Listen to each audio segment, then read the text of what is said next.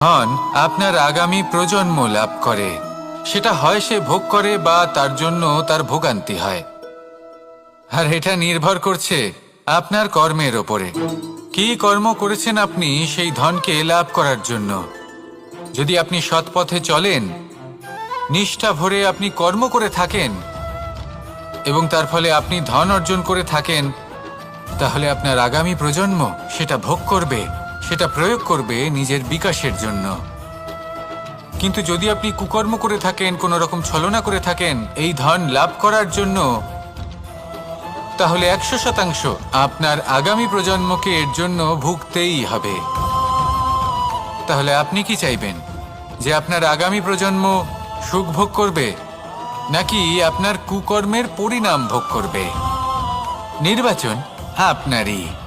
আসুন আমার সাথে ভালোবেসে বলুন রাধা রাধা।